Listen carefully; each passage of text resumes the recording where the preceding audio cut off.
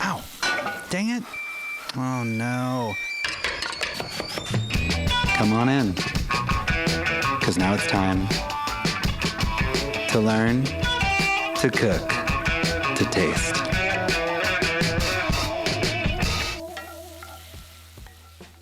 Hello and welcome to Taste, the podcast where every episode dives deep into a different food. Today's an off week, and I'll be reading a story I wrote about Bean and Cheese Burritos on my Substack, which is also called To Taste. So if you like this, you can find more stories like it on there.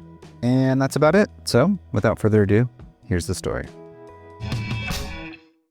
Bean and Cheese Burritos, one of God's perfect foods. Sometime around 9/11, I attempted to microwave myself a frozen bean and cheese burrito. My 10-year-old eyes gazed down at the instructions printed on the bright plastic wrapper. From frozen, microwave oven, 3 minutes. Conventional oven, 30 minutes. At this point in my life, I did not know what conventional meant. I looked from the microwave to the oven, then back again to the microwave. Tough one. The microwave looked pretty conventional to me. Modern, one might say. A modern, conventional oven. The oven of the future. Soon, I felt certain. A microwave is a conventional oven, and, as crazy as it sounds now, an oven is a microwave oven. I popped my frozen burrito into the microwave, set it to cook for 30 minutes, and retreated to my room to watch Star Wars Gangsta Rap. 20 minutes later, dark, stinking black fumes filled our entire apartment. When my mother returned home from work, she was not happy. For weeks thereafter, the kitchen reeked of smoke, burnt bean, and dumbass. Perhaps unrelatedly, for most of my adult life, I forgot about Bean and Cheese Burritos. Then, a few years ago, someone very dear to me brought me to High Tech Burrito in Mill Valley. It wasn't the kind of restaurant I would seek out on my own, but my companion insisted there was one item there I needed to try. The itty bitty beanie, or as we called it, the beanie cheesy. It was a pocket-sized bean and cheese burrito, no longer than the length of one's hand. I looked upon it, the first B&C I'd held in about a decade. As my lips wrapped around the soft flour tortilla, I severed it with my teeth. And as my tongue and lips found soft bean and cheese, a door to nostalgia and easy pleasure that had long been shut was opened. In that instance, I re-remembered an ancient pre-consciousness truth. Bean and cheese burritos are one of God's perfect foods. That initial bean and cheese burrito from High Tech, though in the grand scheme of things not the best B&C in the world, became a reliable comfort food for me and ignited in me a yearning to track down the perfect bean and cheese burrito. I began seeking out places known for their version of the dish and started ordering B&Cs at every New Mexican restaurant I visited. From Marfa Burritos to the Frozen Isle to all around San Diego and Los Angeles, B&Cs became a constant eating out focus over the past few years. Each soft, pregnant burrito added a data point to my growing opinion on what makes the ideal bean and cheese. What was it that I was seeking? Some nostalgic platonic ideal hung in the back of my mind. An image of a burrito that I'm not sure I've ever even had, but rather was probably some composite of frozen burritos of my childhood, Rubio's bean and cheeses of youth, and Stone Taqueria John's of adolescence. Gooey, orange-streaked, soft, warm, salty, almost tangy, creamy, rich, simply easy, and comforting. Then, one day, I had the closest thing I've found to the perfect bean and cheese burrito at Alan Baez in Los Angeles. It is incredible. From that burrito and many other iterations I inhaled, I began to develop a clearer sense of my own taste. With that in mind, I present now an exhausting list of my opinions. Beanie and cheeses are a great example of something being more than, as my friend Jacob would say, the sum of its parts. There is, however, a potential for it to be simply its parts. Or, even worse, less than the sum of its parts. With so few components, there's no place to hide. Each ingredient seems to require careful consideration, how it affects the balance of salt, savory, acid, the resulting textural contrasts and complements. I like when BCs can pass the flop test, that when you hold it from its base, unsheathed, the top leans sideways. I like witnessing its invertebrate quality as it recedes into itself, folding and collapsing inward under its own and gravity's downward force. Besides their obvious nutritional and spiritual benefits, there's something woomy and primordially pleasurable about bean and cheese burritos. I like how soft it is in there.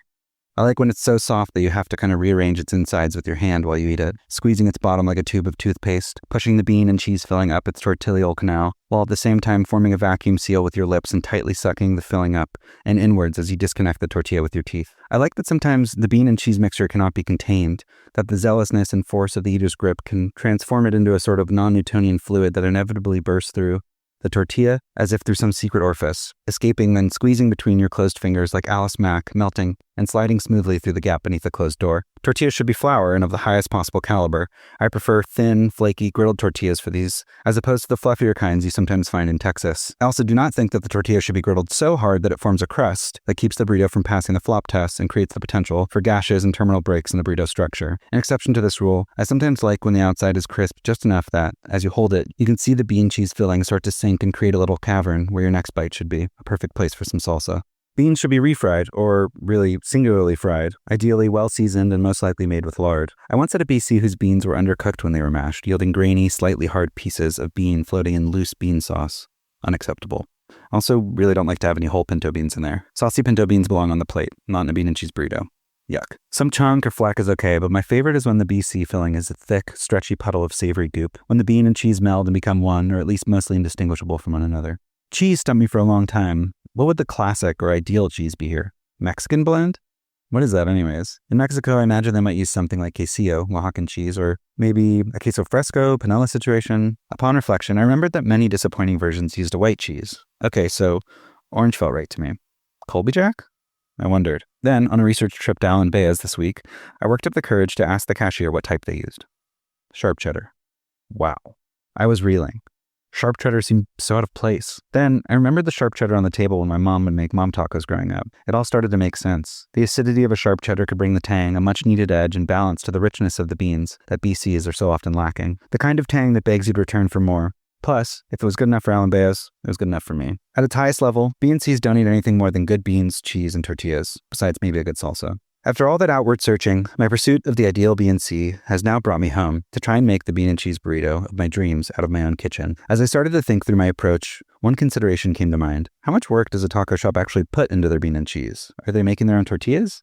Usually, probably not. Their own cheese? Even more unlikely. Are they soaking their beans or just zhuzhing up some canned beans? I'm sure it varies. But then again, the quality of bean and cheese burritos in restaurants varies widely too. So maybe it was better to think, what would a caring parent or grandparent with time on their hands and love in their hearts do at home? I imagine they'd do it proper style. And so today I made an attempt to make my ideal bean and cheese burrito at home. I watched lots of videos, read threads and recipe overviews, and picked up some tips, tricks, and best practices. You can find my methods below, a first true attempt with many more to come, I'm sure. Bean and cheese burritos. Bean. You can't have a bean and cheese burrito without beans. That would be a quesadilla, or a cheese burrito. So, beans are my first step. I soaked half a bag of Rancho Gordo pinto beans overnight in twice as much water, and then the next day, drained and rinsed them before covering with fresh water and placing on the stove over medium heat. My aim was to try and approximate Alan Baez beans, Tootsie Roll brown and impossibly rich.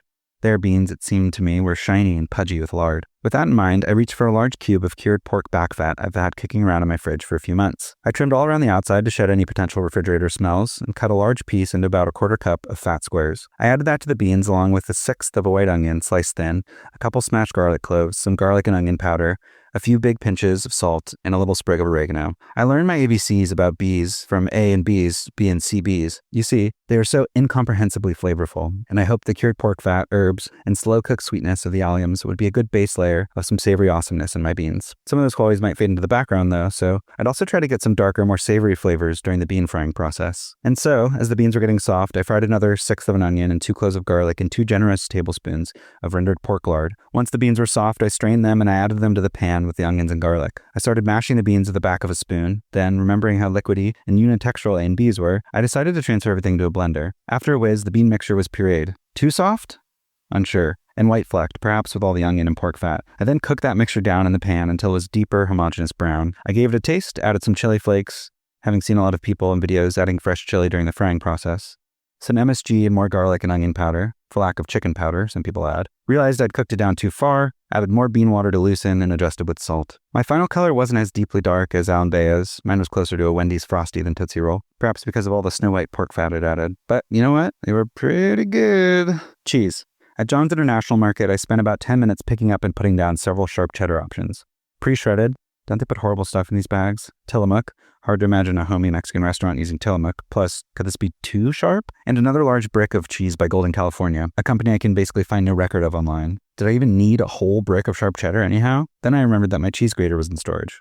Wonderful. Flustered, I ended up grabbing a plastic-wrapped package of pre-sliced sharp cheddar, presumably cut from the large, aged cheddar loaf behind the deli counter.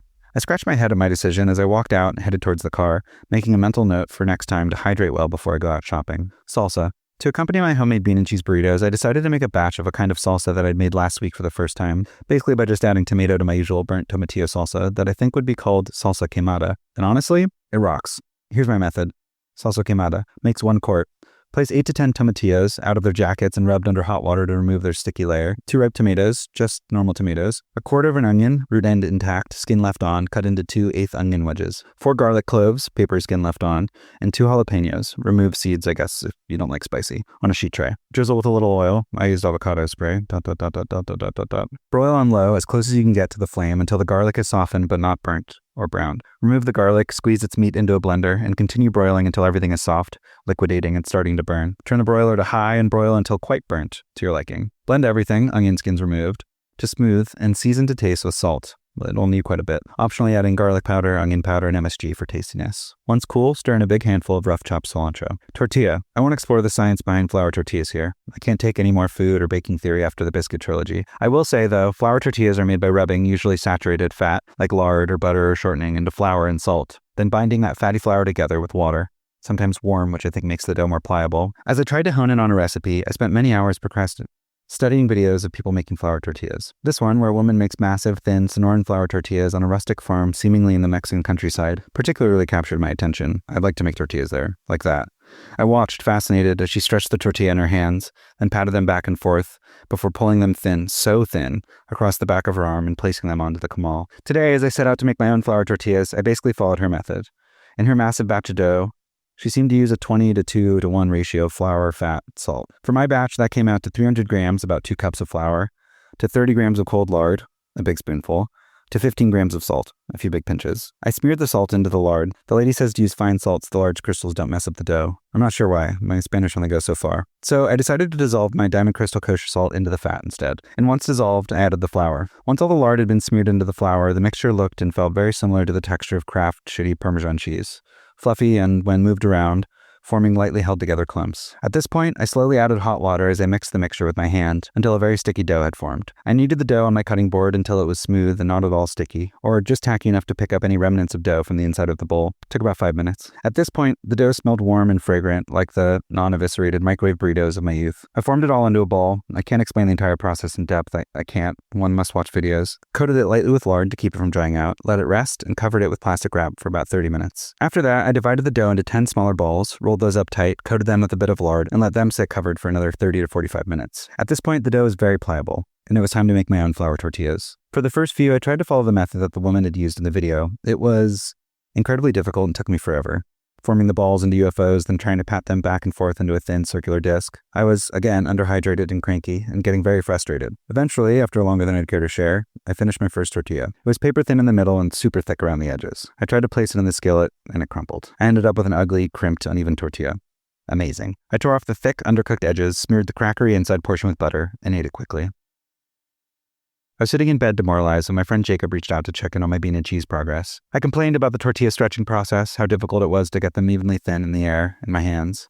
Then I thought, well, wait, why didn't I just roll them? I hung up, hopped out of bed, and began rolling out one of my dough balls, using my can of avocado oil spray as a rolling pin. It was, in a word, infinitely easier than what I'd been trying to do. The tortilla rolled out into an even circle, giving it a quarter turn after each up and down stroke, about as thin as I wanted it, and with so much ease. Yay! I girdled one up. Beautiful, puffed with air, bubbly, pockmarked, soft, and bendable. The perfect little canvas to begin. Assemblage. I cut my sliced sharp cheddar cheese, which I'd been keeping at room temp, all sweaty, to encourage easy melting, into semi-thin strips in a deranged attempt to emulate the shape of shredded cheese. I looked at them. They looked weird. I put them into the warm tortilla, followed by 2 large spoonfuls of soft, molten hot beans and a splash of my salsa quemada. I rolled it up and brought it outside into the sunshine. I lifted it to my mouth, wrapping my lips against the soft tortilla, sinking my teeth in, squeezing from the tush, and slowly sucking inwards. Wham! It rocked! Flame City. I gave it the flop test. It sagged limply to the side. Success! I watched the filling sink down low in its skin the way I like it, felt hot beans and cheese, now become one, nearly indistinguishable, escape the tortilla and explode through my fingers as I squeezed and rearranged the burrito. It passed all the tests, and it was glorious. I hoovered my burrito and staggered back inside, beans in my mustache. Without much thought, I started making another one. I ate it quickly and made one more. I gazed down at it. It was just about as long as my hand. As long as my hand. Damn. Without realizing it, I'd modeled my homemade bean and cheese burritos on the burrito that had started it all. I'd made itty bitties, my own personal beanie cheesies. And boy, were they good. You've been listening to Taste. I'm your host, Cody Reiss. Our art is by Ben Fart Spaghetti. Our music is by Justin Kohlberg of Moonrun. And everything else is by me. I hope you enjoyed the story, and we'll be back next week with a new interview and a new food. Until then, take care.